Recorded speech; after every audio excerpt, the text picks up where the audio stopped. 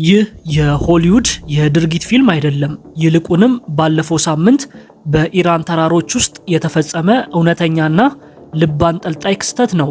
አሜሪካና እስራኤል በኢራን ላይ የከፈቱት ጦርነት 40ኛ ቀኑን በያዘበት በዚህ ወቅት ከ2003ቱ የኢራቅ ወረራ ወዲህ የአሜሪካ የጦር አውሮፕላን ሲመታ ይህ የመጀመሪያው ነው።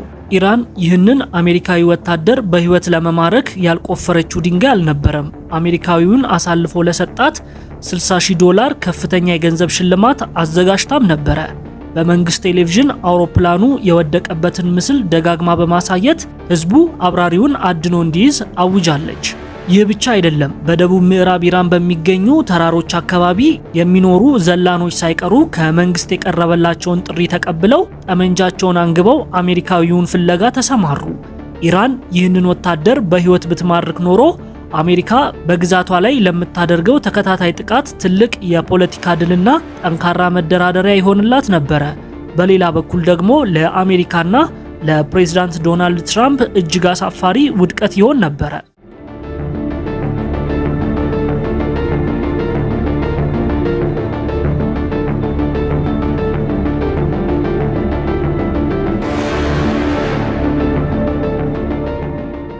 አሜሪካ የራሷን ወታደር ከጠላት እጅ ለማውጣት ያደረገችው ጥረት እጅግ አስገራሚ ነበረ። ፕሬዝዳንት ትራምፕ እሁድ ማለዳ ላይ ባወጡት መግለጫ ይህ ወታደር በአሜሪካ ታሪክ እጅግ ደፋርና አስገራሚ በሆነ የፈልጎ ማደን ዘመቻ መዳኑን አብስረዋል። ፕሬዝዳንቱ ዘመቻውን ሲገልጹ ይህ ጀግና ወታደር በጠላት ክልል ውስጥ በአደገኛ ተራሮች ላይ በጠላቶቻችን ሲታደን ነበረ። ሰዓታት በገፋ ቁጥር ጠላቶች እየተጠጉ ነበረ።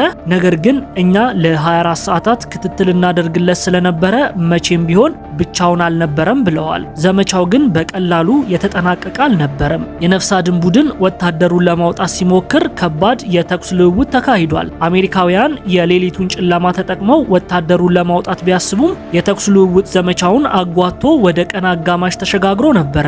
ይህም አደጋውን እጅግ አባብሶት ነበረ።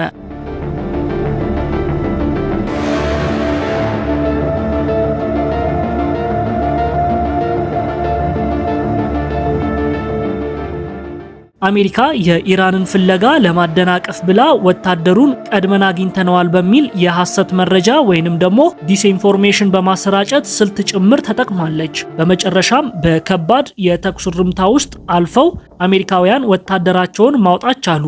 ወታደሩ የተወሰነ ጉዳት ቢደርስበትም ህይወቱ ግን መትረፍ ችሏል። በዚህ ትንቅንቅ ወቅት የኢራን ኃይሎች በትንሹ 2 C-130 አውሮፕላኖችንና 2 ብላክ ሃውክ ሄሊኮፕተሮችን መምታታቸውን ቢገልጹም አሜሪካ ግን ይህንን አላረጋገጠችም።